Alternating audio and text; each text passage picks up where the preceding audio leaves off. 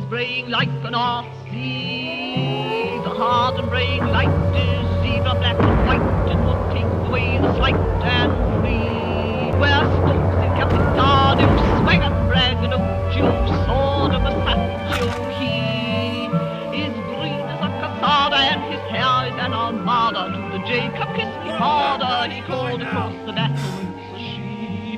Heard our voices thin and shrill as the steely grasses thrill, or the sound of the Eureka when the poker has the picker in the palace of the Queen Tiny.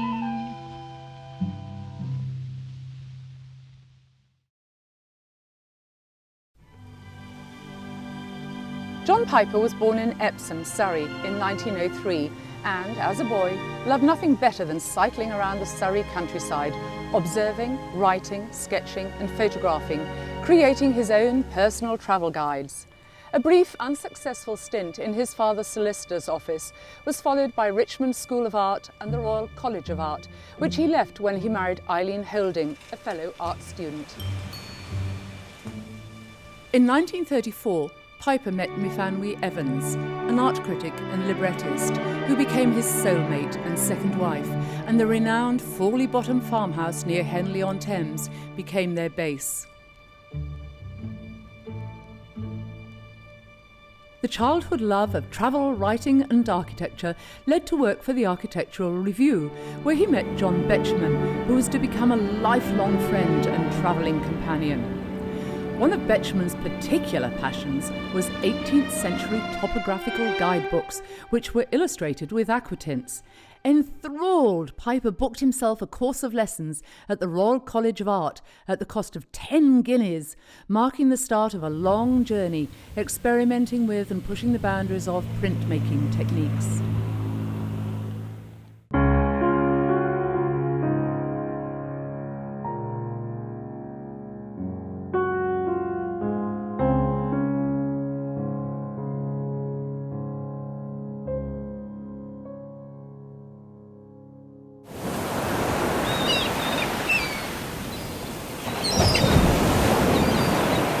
In 1938, Piper visited Brighton.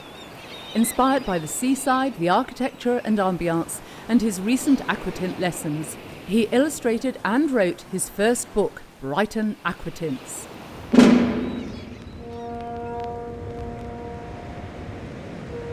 Seaside nursery gaiety, the need for special seaside contrasts and differences. Brighton has these more than any other place. The great yellow and white façade of Brighton is ranged along the parade to face the incoming breakers. The piers, the bandstands and shelters, the Georgian and Victorian and Edwardian hotels and lodging houses all act up. The bow windows and porticos, all these keep up the seaside spirit. They make thousands of people remember Brighton and long to return to it. They are the proper background for popular English seaside life. The Regency architecture of Brighton is worth fighting for, not only because it's good Regency, but still more because it's good seaside. One of the earliest of Piper's forays into printmaking was the production of 12 Brighton aquatints. They were published as a collection in album form in 1939, just before the war. And they showed views of Brighton and Kemp Town and elsewhere. An interesting thing about the Brighton aquatints is, of all Piper's work, I think this was the first which had original prints by Piper sold as a collection. At this time, Piper was attempting to adapt abstract art and the discoveries of Cubism into his own language, a riddle he tried to solve during the next 20 years. John was also a pioneer, really, with John Betjeman again, and one or two others, in the serious appreciation of the Regency. And it was clearly Regency Brighton. It was the Brighton of the Prince Regent, and of course, perhaps first and foremost, the Royal Pavilion, which attracted him to that. He made Regency Brighton accessible again. One of the Brighton aquatints, of the whole 50 that were coloured, Betjeman had a go at watercolouring them. Those prints are particularly sought after these days for obvious reasons. Were they any good?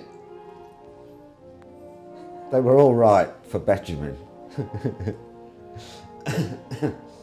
These were light, decorative experiments in a way, but it was a small edition, it was well reviewed, and it took off. One such review was by Osbert Sitwell. His drawings are sensitive in an unusual way and manifest all the quality, the ease and speed of beautiful handwriting. He shows especially a rare aptitude for the rendering of architectural surfaces and manages to convey atmosphere with the strictest economy of means, though not of art.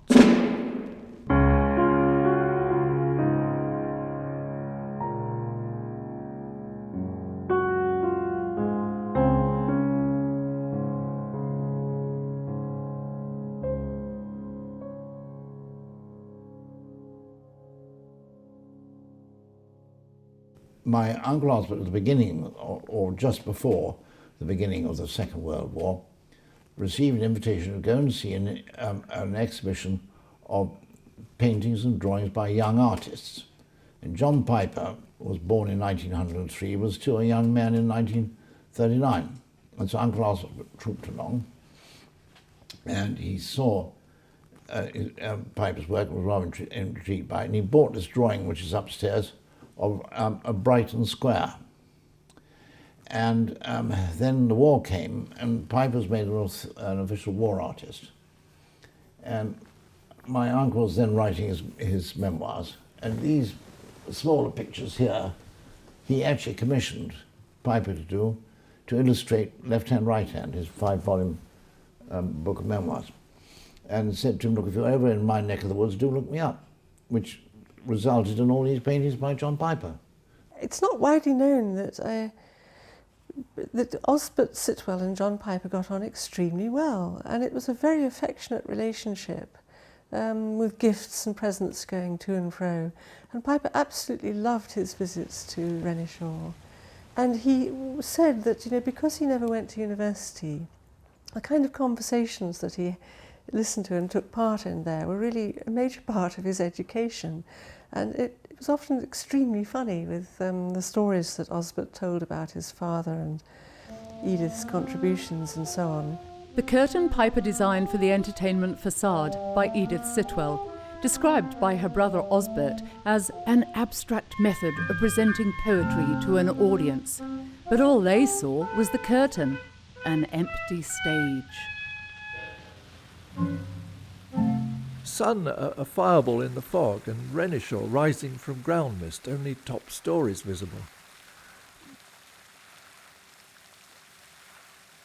Blue trees round Orange Folly Temple, a grey scabrous wreathing on the lake. Stationary swans, burnt out grass, colourless. Well, I always say there's Diana and Neptune, who's risen from his watery kingdom and is drying his backside with a stone bath towel. He was particularly fond of the Sitwells' house at Renishaw, partly because it's both close to Sheffield. This was before the Clean Air Act, so all the industrial soot, you know, caked the building, and it was also very near collieries, and so, you know, the coal dust lay on the artificial lake. And he didn't sort of abhor that aspect of it. He saw it as all part of its history and part of its character. And I think that's partly why at Renishaw he used a black underpaint, and then he'd take hold of his brush, and using the wrong end of the brush he would score through the top layer of more colourful paint so that the black breaks through with sombre effect. And also it conveys the sense of age and weathering and, you know, grime. He liked the fact that a building moves through time. He did not paint buildings, country houses, as if they were timeless curiosities. He liked to show how they had been weathered and aged and undergone a degree of decay. We were treated to every form of tenebrific effect, of celestial limelight, with, as it were, cloud slides. I think it must have been extraordinary in the war years to find yourself in this house with the huge mahogany doors and one room after another and wonderful Brussels tapestries and so on, where everybody else was experiencing food shortages and rationing. And wartime conditions.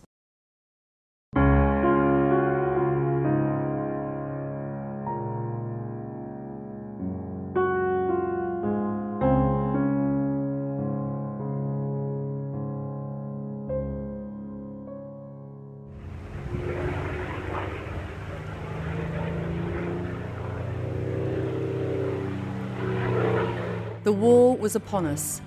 Piper was due to join the RAF, but was plucked from the armed services by Sir Kenneth Clarke, who gained him the commission to produce a series of paintings of Windsor Castle. It was during this period he developed a rapid and highly personal notation for topography. There was this feeling that something English was being lost. Well, that was a feeling intensified by the beginning of the Second World War, where it might have been lost for reasons of cultural shifts. Now it was going to be bombed out of existence. So the drama in these paintings, on the one hand, clearly goes back to many of the Romantic artists who liked dramatic skies and souped up, as it were, dramatic skies as part of their art. And he intensified that in his own paintings. But there's this elegiac mood. I mean, they really are elegies for an England about to be lost, partly. And it's easy perhaps to forget the feeling of loss or potential loss that they were exemplifying at that time. He showed the pictures to George VI, and he looked at them, and the king was supposed to have said, "Oh, you didn't have very good luck with the weather." But that was because John liked putting in all these. I mean, even if it was a nice day, he would put a sort of thundercloud in the sky.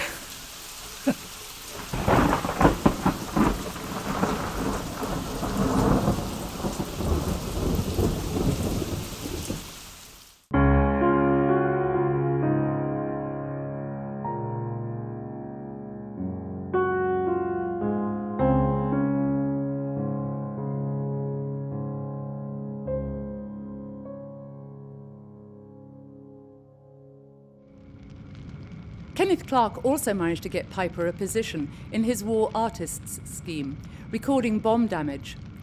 Coventry was bombed on the 14th of November 1940. He was phoned up, I think, by Kenneth Clarke, and he went the morning after. And the fires were still being put out. They were still putting bodies out of the rubble. There was smoke, and it's a terrible scene. And he was very nervous about pulling out a sketchbook or a camera and being seen to take advantage of other people's misfortunes. It wasn't an easy task. But I think the real agony of it for him was the architectural destruction. This is not to say that he wasn't intensely moved by what people were going through, but he saw his job to portray the architectural tragedy. The ruined cathedral, a grey, mealy-coloured stack in the foggy close, redder as one came nearer, and still hot and wet from fire and water, finally presenting itself as a series of gaunt red-grey facades stretching eastward from the dusty but erect tower and spire. Outline of the walls against the steamy sky a series of ragged loops. Windows empty but for oddly poised fragments of tracery, with spikes of blackened glass embedded in them. Walls flaked and pitted as if they'd been under water for 100 years. 17 years later, Piper returned to Coventry with an equally difficult task. But this time, it was all about resurrection, not destruction. Optimism, not pessimism.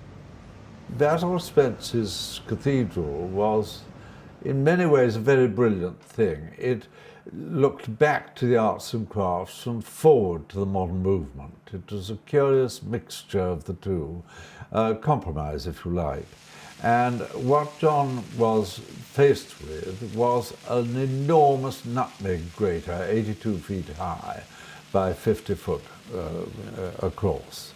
And he just didn't know what to do. He tried an elephant behind it, he tried a whale, and nothing worked. It all got turned into squares. And then he tried faces, and 150 faces in that window would have been absolutely frightful. And at that time, I had been sent a book by my mother on Bernini. Curious, isn't it? And I said to John, oh, well, you've got a trouble here, rather like Bernini did with the end of St. Peter's. And all you can do is to throw a bomb in the middle of it, and so that it bursts with colour and unity. And it's very appropriate considering that Coventry was bombed. So if you throw a bomb in the middle of it, and I put it up high, but John said, no, you've got the right idea, but it's the wrong place. I'm going to bring the centre of it right down into the centre. And thank you, that's the thing I'm going to do, yes. And this is what he did. John gave the top, which is entirely blue, a great super simple wash from right to left of a sort of light blue, slightly green.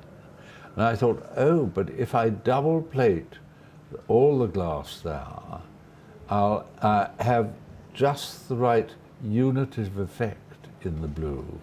Because if I do that blue-green right the way through and then put different blues on top of that blue-green, there will be a harmonic running right the way through the glass. And as luck would have it, I went into my glass merchant in London, and there upstairs, wanting to be used, were crates and crates and crates of machine-made glass that were going to be put into green stop-and-go lamps, you know, for vehicles. And they made too much and they didn't know what to do with it. So I got it all cheap as cheap. And I plated the whole of that window with that green glass, and nobody knew it at all.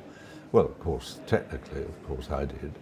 And that gave a complete unitive thing in all the blues that were used, which were John Piper's blues.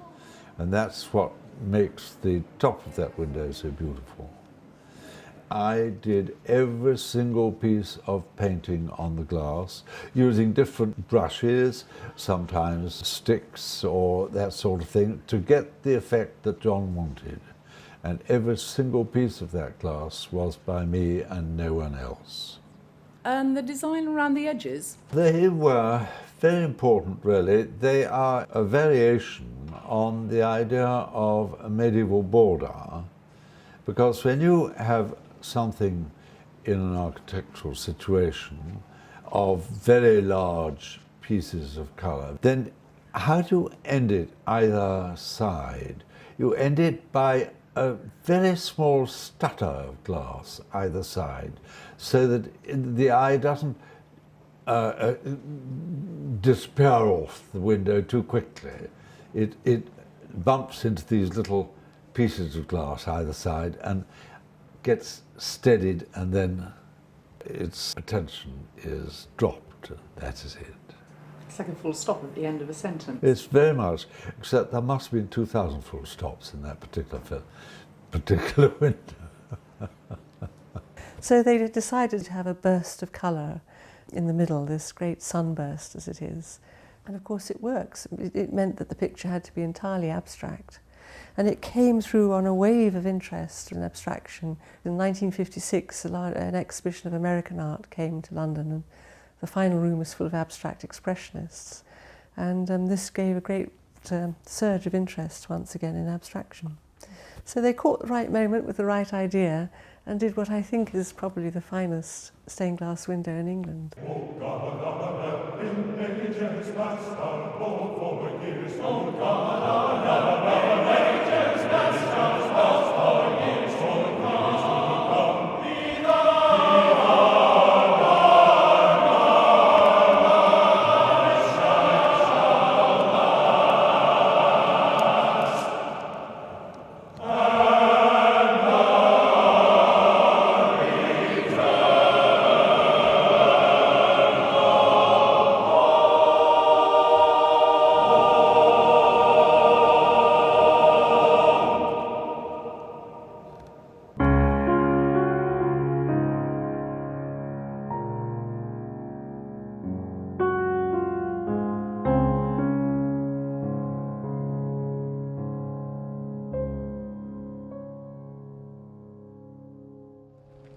But Coventry wasn't the first stained glass window Piper designed. That accolade goes to Oundle School.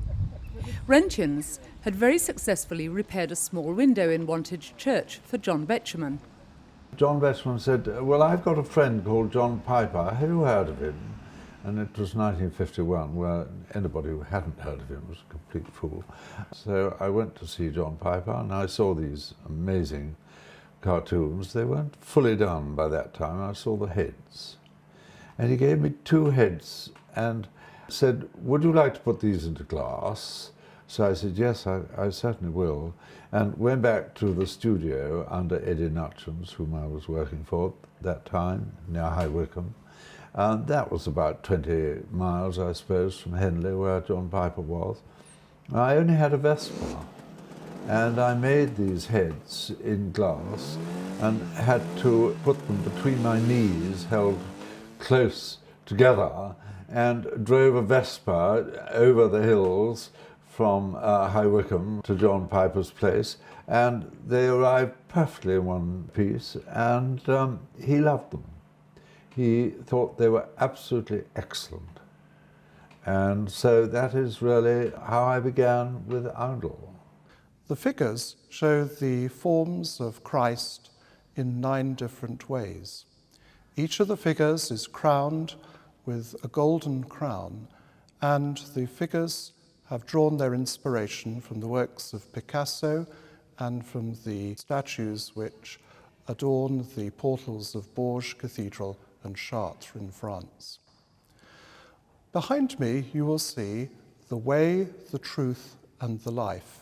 And Oundle's extraordinary, really. It was quite original at the time. It looks as though Picasso has visited the angels of Bourges, and they both got on very well together. And that was a fairly accurate description of what it was, but the colouring was beautiful. Above the figure, the central figure of Christ, is the tracery that leads up to the top of the window. And in that you will see a jumbled thorn bush. And the central figure of each of the Piper lights is a green man or foliate head. And the tendrils lead up from the figure to the crown of thorns and the thorn bush as the symbol of the Passion. An empty stage. We've had busy Brighton seaside streets, devoid of people. Renishaw, Windsor, and bombed-out Coventry, peopleless. And here, finally, we have figures, but they're statues, emotionless. I think that is a sort of thing that his inspiration, of course, coming from many a green man and mask on a church roof or church carving. In this, Piper was greatly influenced by a book on double-headed roof bosses in cathedrals by Charles Cave. I think there is this idea that they are not portraying human emotion. These windows here particularly are transcendent. These faces, you are not going to stare them down, they're looking at you. Now, I think in many ways I'd call them icons. They're an extraordinary, subtle combination of a medieval feeling for a window and the substance of modern art. And this is something that nobody has ever done before or since. And this is quite unique to John Piper's work, I think.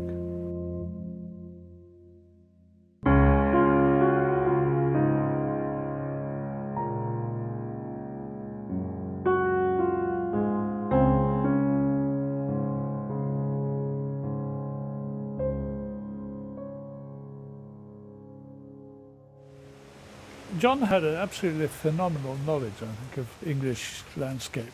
And not just the buildings and the villages and everything, but the people who lived there and the history and everything. As far as I could see, he was a kind of walking encyclopedia. But he wasn't at all scholarly. I don't think he was academically minded. And it was all based on personal exploration of England particularly, which he'd been doing since he was a boy, really. Bicycling around England, making drawings and keeping notes. And that was what he had in common. Betjeman had the same knowledge, of course. So that when the two of them went out together, they had a phenomenal knowledge between them. The shell guides were Betjeman's creation. And they were a typical Betjeman creation in that they appeared to be slightly flippant and satirical. And yet, as well as being that, they were incredibly well informed and scholarly too. And that annoyed quite a lot of people, I think. But John had a great rapport with Betjeman. He was Betjeman-like, I think, in that he was a very humorous person. One critic referred to Piper and Betjeman as a waspish pair, consisting of a writer of funny verses and odds and ends, and an austere would-be latter-day cotman. The Shropshire Shell Guide, written in 1939, was the first guide the odd couple worked on together, church crawling, as Betjeman termed it, and visiting such places as Ironbridge. In this late 50s work, the colours form into semi-abstract rectangular patterns, probably influenced by his work on the baptism window at Coventry. A later lithograph is even more abstract. What excited him was that business of learning how to put one colour down next to another and seeing what happened. And it must have been a tremendous training of the eye and the sensibility.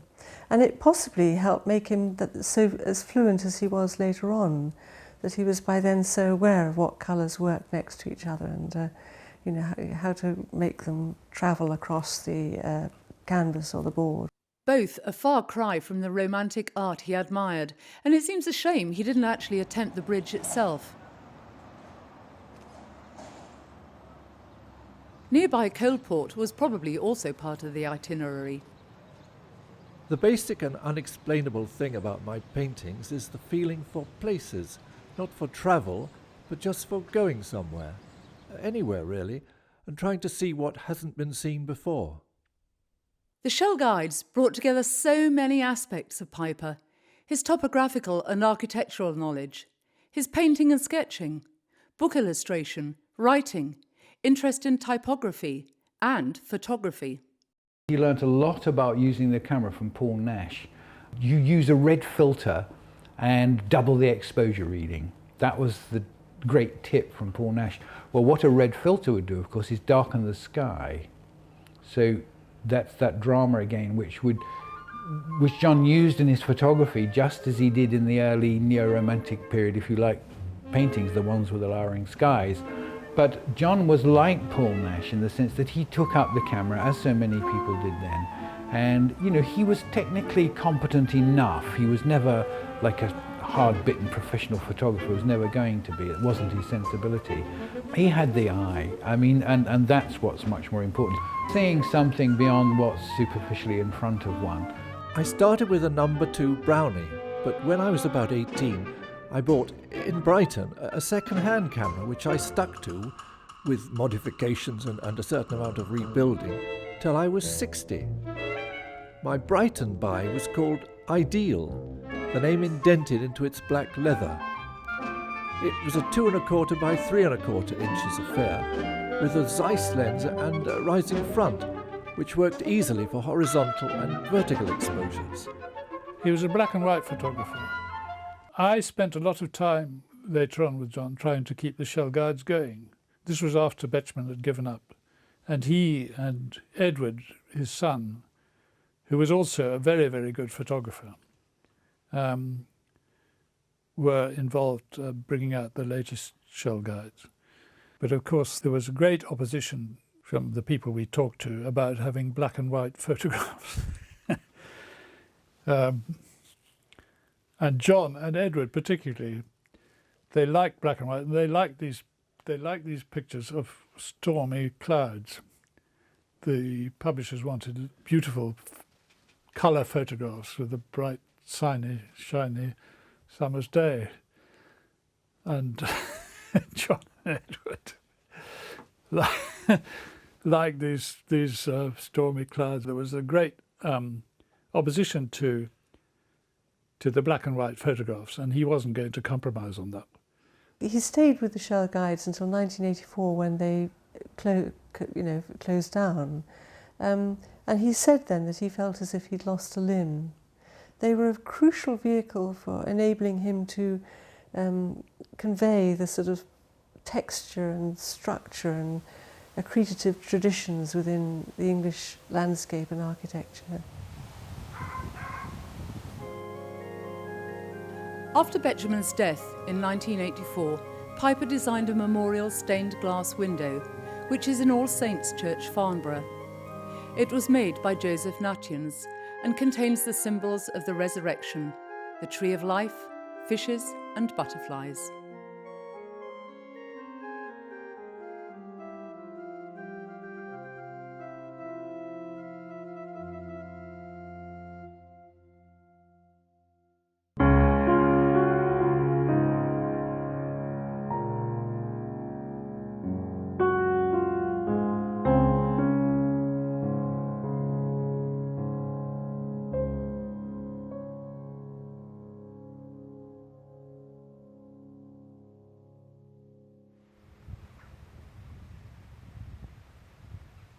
In 1939, Piper and another travelling companion, this time the poet and critic Geoffrey Grigson, visited Gordale Scar in Yorkshire, a limestone gorge much loved by the Romantic painters and poets. The landscape was described as sublime, evoking intense emotions and inspiring awe through its vastness. Thomas Gray, for example, stated that he could not bear to stay there for longer than a quarter of an hour, and even then, not without shuddering. The gorge was considered unpaintable, that is, until James Ward came along and painted this huge work.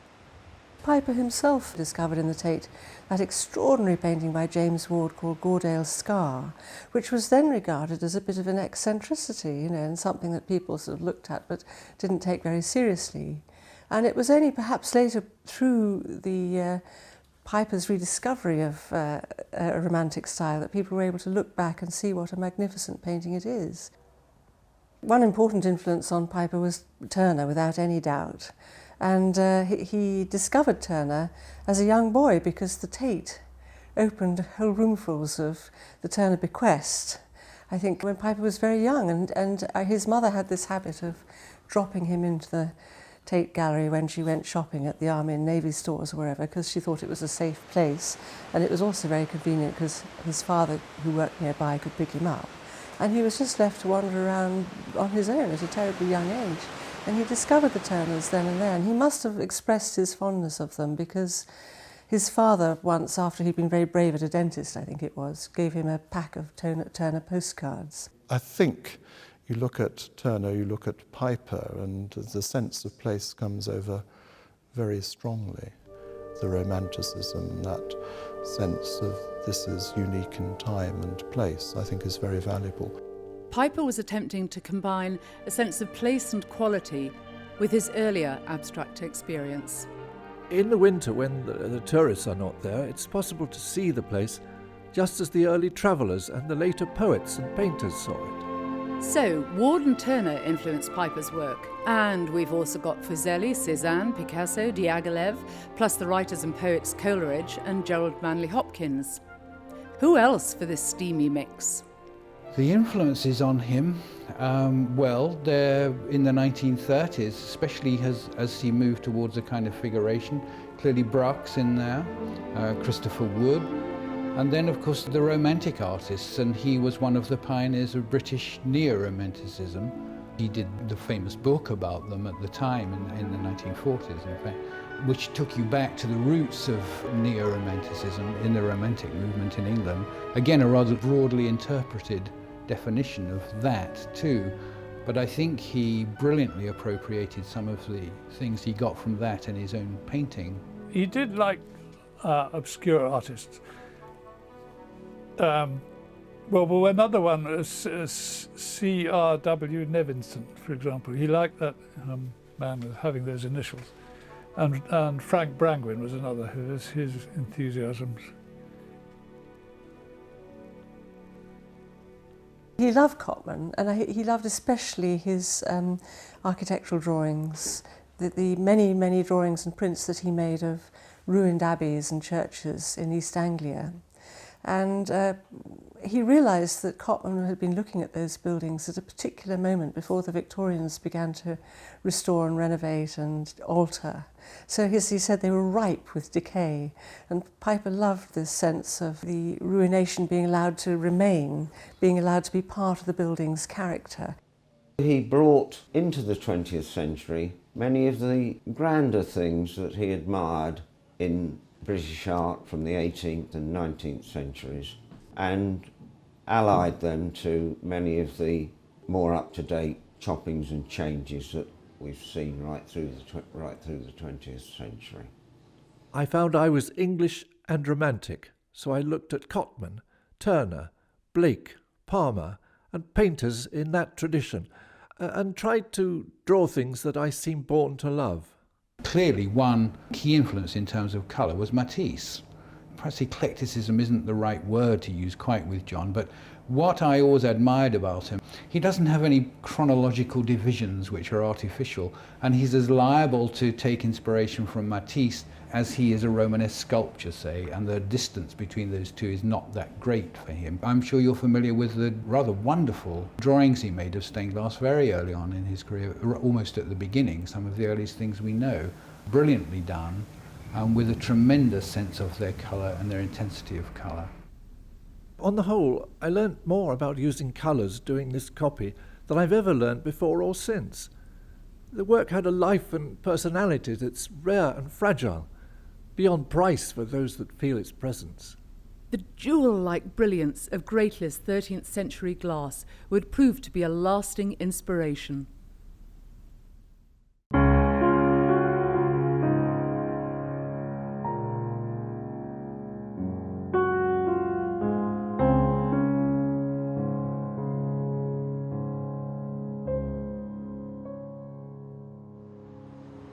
What happened with the great corona up top was very interesting, because John didn't know what to do with the corona. And I said, I've got an idea, which may be the right one. What's that? Well, I said, I've just been reading Dante, and right at the end of the Paradiso, there is a description of the Holy Trinity, which Dante produces, and it's three great eyes of different colours, each one winking at the other. And there was a silence. And after 3 or 4 minutes, John Piper said, "It's a pity Dante didn't tell you what to do with the rest of the cathedral." A full-scale cartoon of the window was painted by the artists in Piper's studio, the ribs between the panels indicated by black lines. The glass in the corona had to be load-bearing. The solution was to use dalle de verre. A dalle is a paving stone in France, and they'd invented it to get rid of the idea of leadwork. And it was fixed into concrete, and you had the colour one next door to another, and you had this wonderful vibration of one colour to another. And it wasn't painted, and the shapes weren't very subtle, but the interval was good. That interval structure with da-dunk, da-dunk, da-dunk, bump, bump, bump, ding, bump, bump, was very, very important. And maybe we wouldn't have been successful in it in the same way had we not done a lot of ordinary stained glass first. It's not for nothing that John had designed for the theatre. And Liverpool, in a sense, the bottom part of it anyway, was a theatrical pulsation, giving you a certain emotional stance, and you had to keep your emotions in that marvellous sort of way. Yes, it was contemplative, if you like, but it was, don't think you're important. It's the whole atmosphere of the thing which is important. It is really a composite theatre decor, but a religious theatre decor, why not?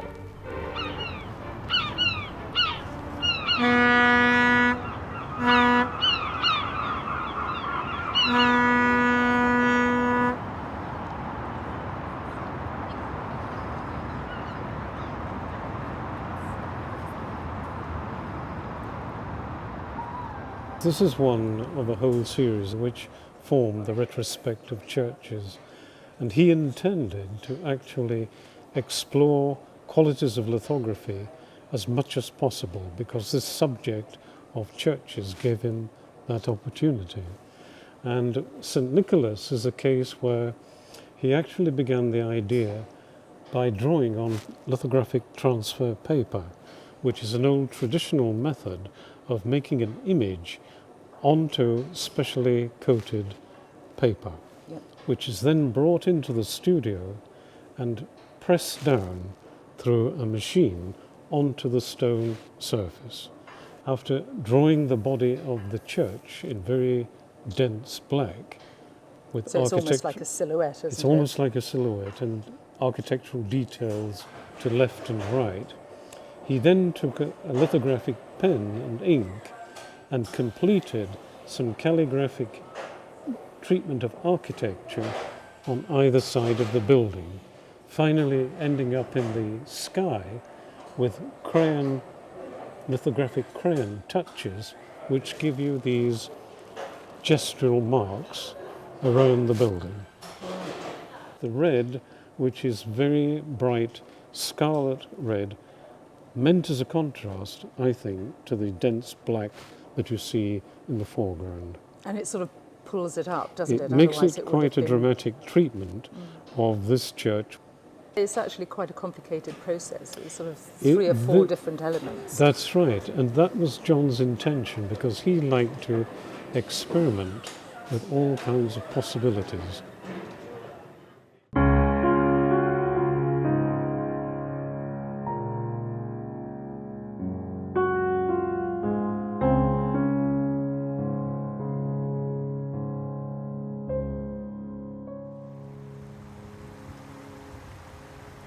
The dramatic, anthropocentric landscape of Wales attracted Piper. It accorded with the notion in Romantic art that the landscape can be used as a focus for our own emotions. I felt then that I was seeing the mountains for the first time, and seeing them as nobody has seen before. Each rock lying in the grass had a positive personality. For the first time, I saw the bones and structure and the lie of mountains. They had a place in North Wales, in Snowdonia, and John did a lot of work at one stage in Snowdonia. But I think, as people who've been to North Wales say, it rains too much. So they got fed up with that eventually. The mille-feuille action of ice and frost, some done up like portmanteau with incised lines in place of the straps. Large areas of quartz veining and speckling, tumbled and angled in all directions. Topography at its best is the interpretation of the world as a vision of the place. The best topographical paintings have the spirit of the place in the time. We're in the Tate Library and Archive. We're looking through a sketchbook here where he's obviously abstracting particular landscapes. A quick sketch. And this one is actually of Carnarvon. And you can see he's got the street here. He's drawn in the shapes of the buildings, more or less. He's written down the colours he wants, like red brick, green, slate. And we've got a church tower in the background here. And then down below it, he's actually abstracted this into blocks of colour divided by strong black diagonals and verticals. So the red brick there is translated into this large red lump here, which is obviously splattered with his finger. And here again, green equates to the green there. Today, castles are either whiskered ruins or tidied up ruins. The latter are more frequent. Carnarvon is a magnificent ruin which has been tidied. A short drive from Carnarvon, and Piper discovered a waterfall even more spectacular than Gordale Scar, Pistol Raider.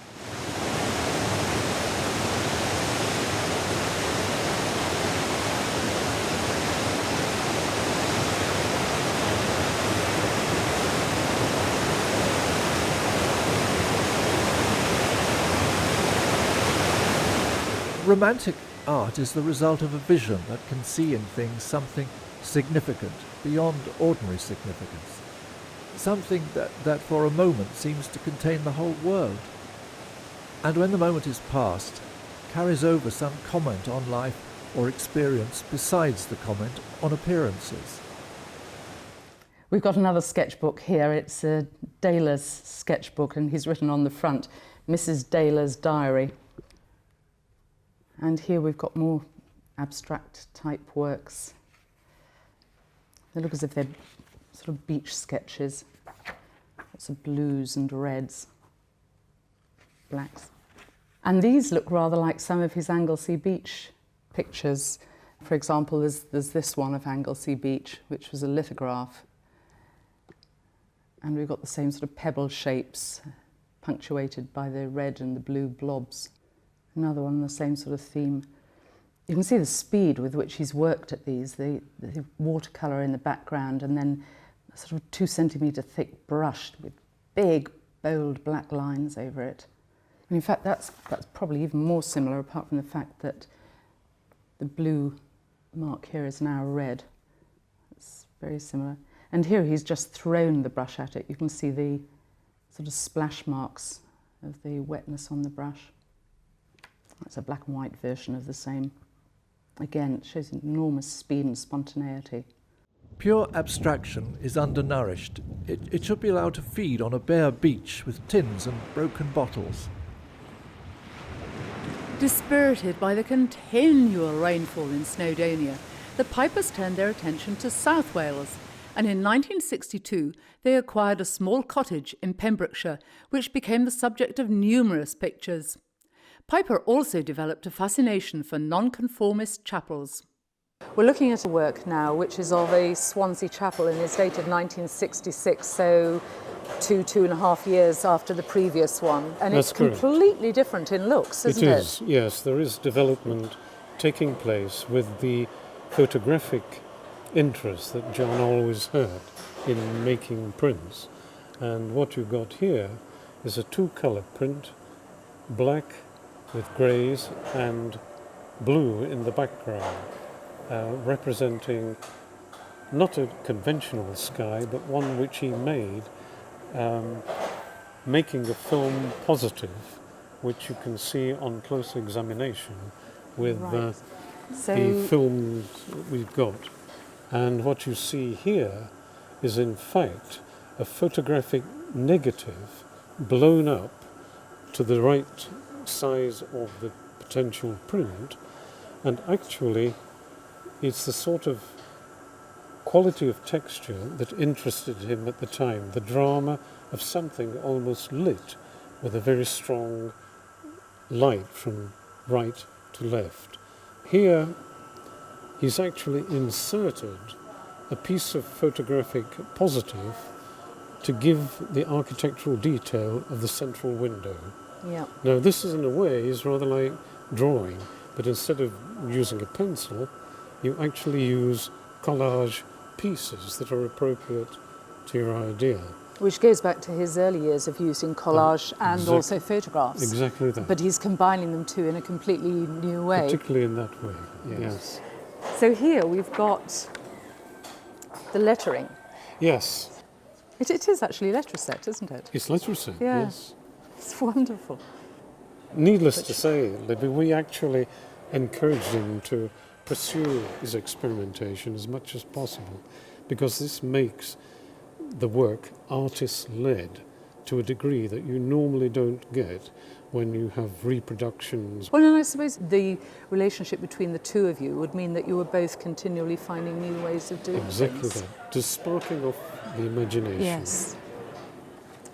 And then this one's interesting. This is Piper's own marbled paper, is that right? Yes, John was very fond of marbling paper, and he took to using his own bath at home in order to promote the way in which it's done these ways by him. But my family was pleased. Absolutely. And he was fascinated by the interaction of water and ink-repelling substances, volatile processes which would evaporate and just allow the pigment to float on the surface. It suggests clouds, but in fact is something entirely different, but represents accurately his idea.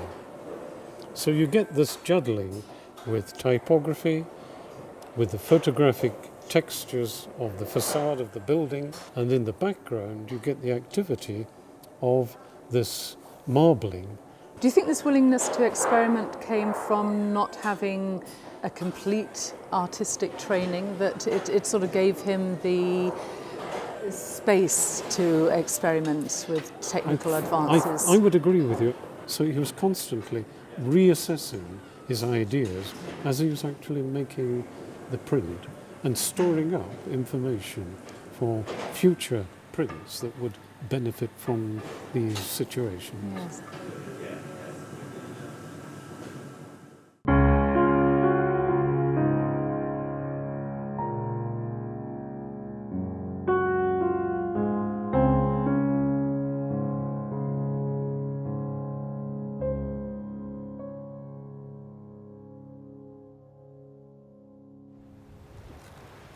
I don't know why we've come here. There's nothing to see. Aha, it was the romantic desolation of Portland which attracted Piper. A nondescript desert, bleak, massively overlooked, but magical. Great rectangular blocks with cutting marks in regular rows lie about everywhere, weathering in the rain and wind, and odd, unrectangular but still angular blocks have been thrown aside, blocks whose stratification has defeated the expert quarryman. In the quarries, yet more stone lies half-cut, surprised by the light, with the straight strata joints exposed as if it had all been cut and packed away and hidden there by men in the first place, and has been waiting all this time for other men to unpack and take it out again. He was fascinated by those slabs of stone, and he defines bits that are partly natural formations, man-made formations, the sense of the past, present and future, the way that you get a sense of time shaping the landscape and so on. Abiding also in the romantic painting of this country is the sense of drama in atmosphere, in the weather and the seasons. As a race, we have always been conscious of the soft atmosphere and the changeable climate of our sea-washed country, where the air is never quite free from mist, where the light of the sun is often more pale and pearly than it is fiery.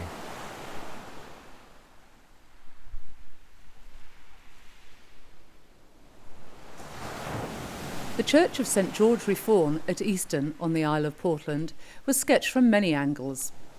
There's one very odd thing about painters who like drawing architecture. They hardly ever like drawing the architecture of their own time.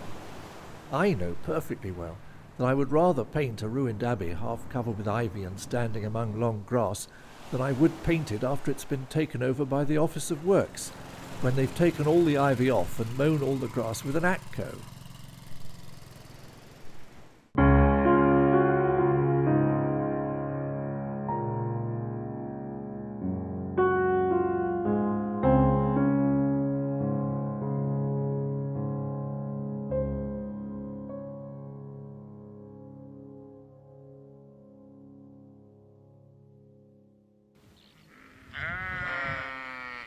He also liked these flat places, Lincolnshire, and the Romney Marsh particularly, I think.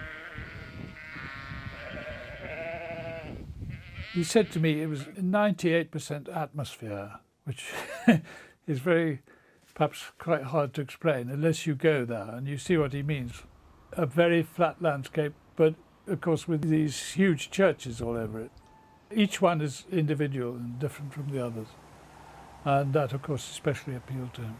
We're looking at the sketchbooks which Piper put together when he was writing the book about the Romney Marsh.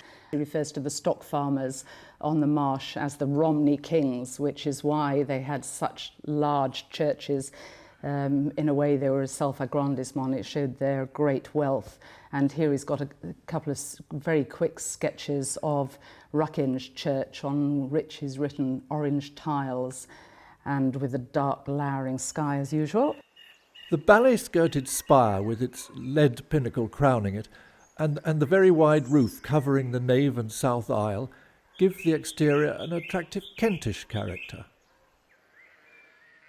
An irregular buttress structure in fields neighboured by a large dark yew, which enhances the beauty of the warm yellows and browns of the lichen on the pale umber and silver stonework and shingled spire. The structure is largely of the 13th century.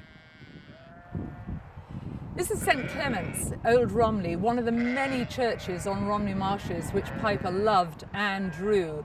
And he did a fabulous watercolour of the interior, which I've been wanting to see for ages. So shall we go and have a look inside?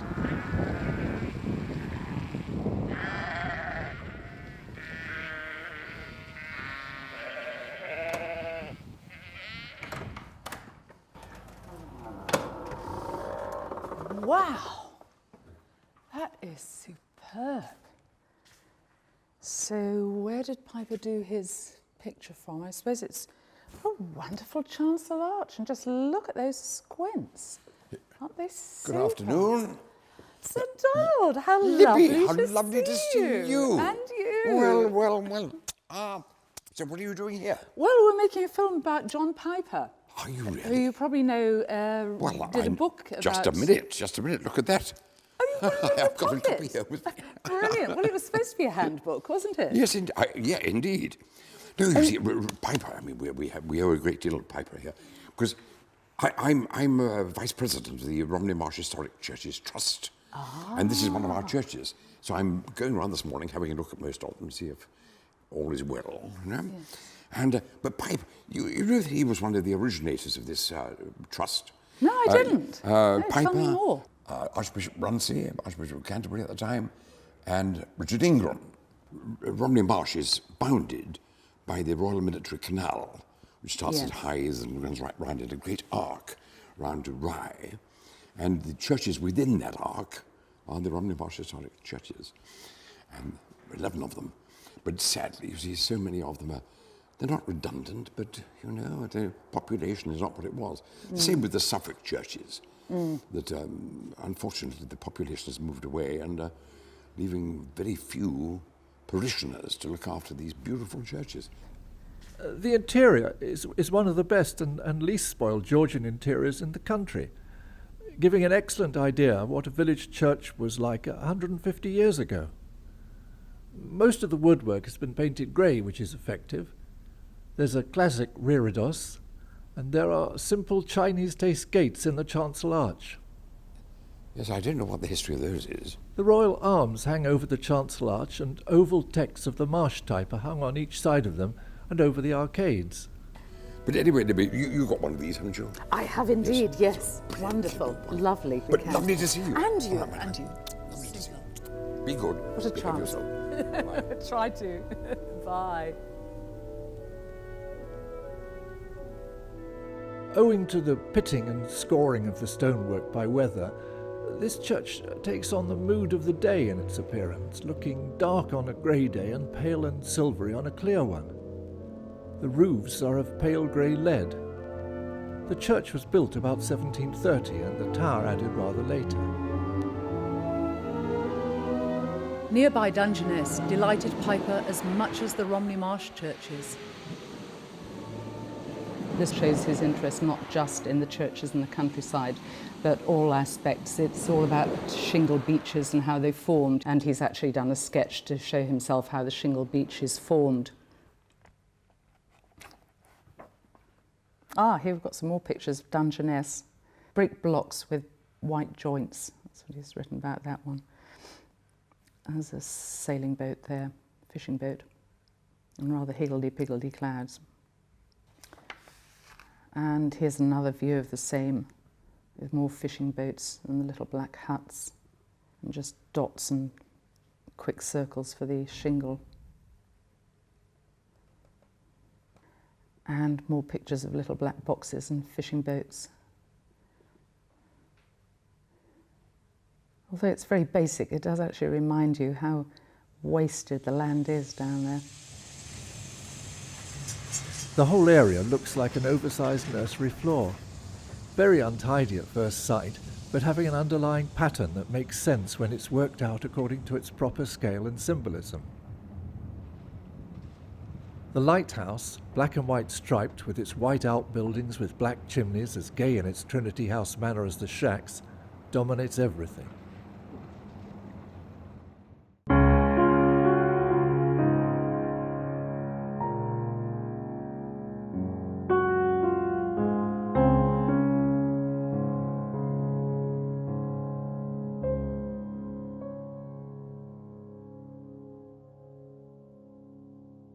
The Romney Marsh book was a pocket-sized affair, and the Brighton Aquatints a portfolio, unlike the Stowe book produced 33 years later. Towards the end of Piper's life, he produced a much larger portfolio of pictures of Stowe. For much of his life, he'd been interested in Stowe. In fact, he used to rent rooms in one of the garden ornaments at Stowe, and used to stay there for quite a long time doing drawings and sketches and so on. The interesting thing here is that this is a book of colour reproductions of some of Piper's liveliest drawings of this magnificent place. And this particular picture, the Pebble Alcove, is reproduced as a full-page illustration in the Stowe, but whereas that is a reproduction, this is an original screen print. It's a flat surface and it's printed through silk screens. It's an interesting example of how Piper had gone from quite a small portfolio at the start, a landscape book of a townscape subject, and he came to this massive folio to record the grandeur of the 18th century that he so much admired. Landscape delight unique in England. There was much more untidiness, more dilapidation of buildings and more pleasing decay than I've ever seen there since. Piper thought that buildings were like people. They had, personalities and characters, and that like people they should be allowed to both live and die. And hence he coined the term pleasing decay, which was against the notion of too much tidying up and too fixed an approach to conservation, which fixes a building in a particular moment of time. He thought buildings should go on and decay. Pleasing decay has formed a part of the vocabulary of English romantic painting for 150 years. Those people who have no eye for it say that it indicates a decay of the mind to dwell on it. Those who have an eye for it say that a weathered building can symbolise the whole of man's relation to nature.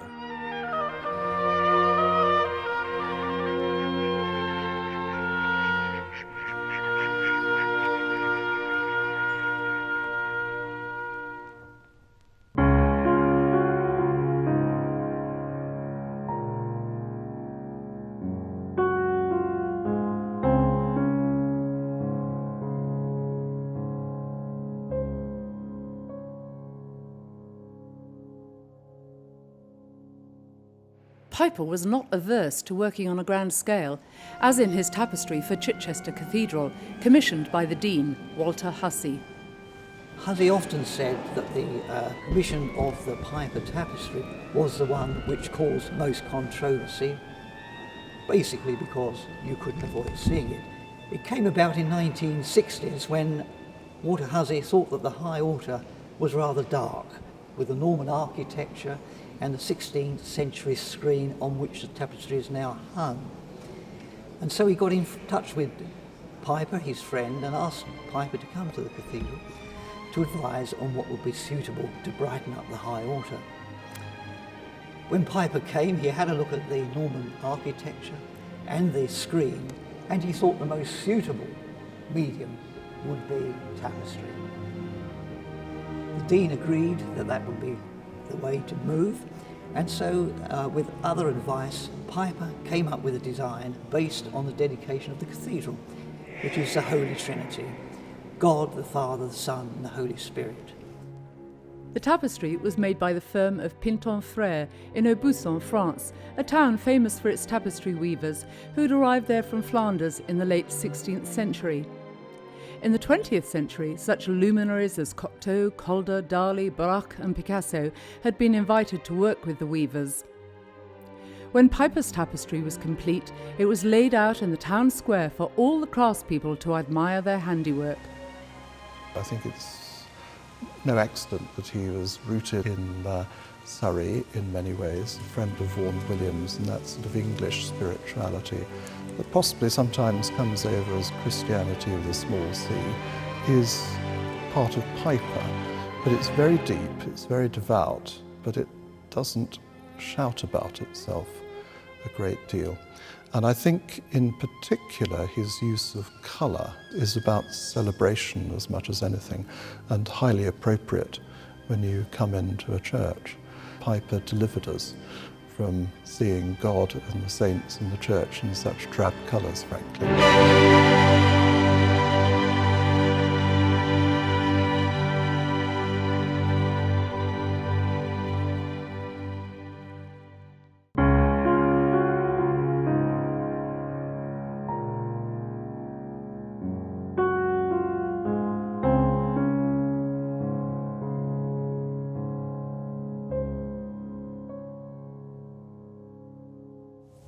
It has been suggested that Piper's abstracts take inspiration from the stage, and Rentians mentioned Piper's genius for theatrical decor. The concept of buildings being dramatically lit formed part of his visual makeup. Added to this, a love of music, and we have another of his great collaborations, this time with Benjamin Britten. I gather in other spheres of his activities he was equally keen to cooperate with practitioners of all kinds, and in the studio I found him to be a very keen exchanger of information and ideas about what he was hoping to produce. In other words, not unlike a theatrical production, he, John Piper, being the principal involved, the catalyst if you like, but around him are all these other individuals who contribute to the final performance. So it was a teamwork in a sense. Absolutely, and I think it led him into the making of stained glass, the theatrical work that he was involved in, with great ease, because he knew people would react to his enthusiasm and he would listen to them and be guided by them on certain issues which would improve the idea that he was trying to put forward. He would be the leader. Britten and Piper worked together on a number of operas, Piper designing the scenery and costumes. The last opera Britten wrote was Death in Venice, libretto by Mifanui, scenery by Piper. Piper once said of Britten that there was a streak in his character of, restrained, it was restrainedly violent or something, and that it rather endeared him to him. It seems to me that it's possibly also a characteristic in Piper himself. There is a great energy in Piper's work, isn't there? Not physical violence, but a sort of violence in the medium almost, I think. Piper designed the memorial window to Britten in St. Peter and St. Paul, Aldeburgh. The window was made by Patrick Rentians and depicts Britten's 3 church parables: the prodigal son, Curlew River, and the burning fiery furnace.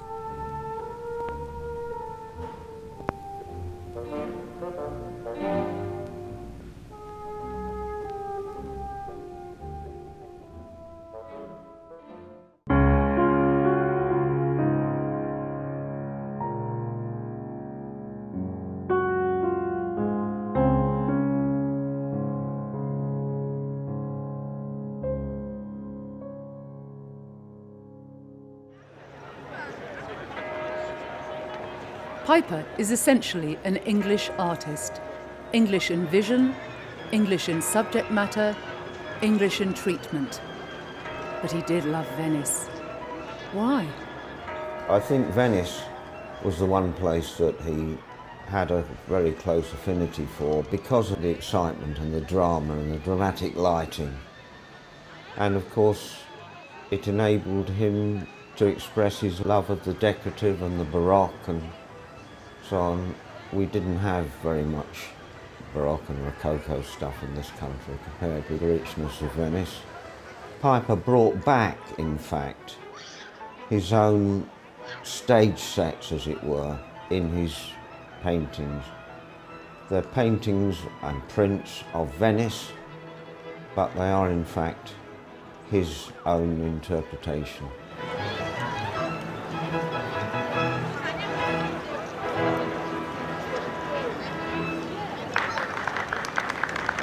The overmantel at Renishaw is decorated with a mural of Venice. That's the old Dogana, the customs house, which is at the end of the Zattere in Venice. And this is the great church of Santa Maria della Salute. And I never really learnt Italian, but salute has a double meaning in Italian. It means both salvation and good health. And it was built by the survivors of the Great Plague when it hit Venice. Rather like how St. Paul's was rebuilt. And there's a line of St. Mark on his column. And then beyond that is the Campanile. Ruskin is crucial to Piper, and of course he knew the stones of Venice. Piper, I think, suggested to Adrian Stokes that they might do a book together, collecting together Adrian Stokes' writings on Venice and adding in Piper's illustrations. And he was certainly obsessed with it. Of course, as everybody knows, it's a wonderful experience with the architecture reflected in the water and so on, and the sense of movement created by the water and the lights and reflections. So it was perfect Piper material. Venice is all about drama. It's a city in black and white. The black of the gondolas and gondoliers, the white of the bleached Istrian stone, and throw into this melee the sun flickering on the water, the floors and the windows, and the impermanence, the decay, the pleasing decay. And all this would have appealed to Piper in so many other ways, a quintessentially British artist. We're coming to the end of our drama with these magnificent full-frontal architectural images. But I'm still intrigued by the apparent contradiction between the artist, many of whose greatest creations were a result of collaboration, and the empty stage. Even in such a bustling city as Venice, there's still no humanity. One thing he felt was that people are only ever incidental in landscape. They pass through it, they're not part of it. They're transitory, and I think he was after something that is there today and in 100 years' time and so on, it will be there.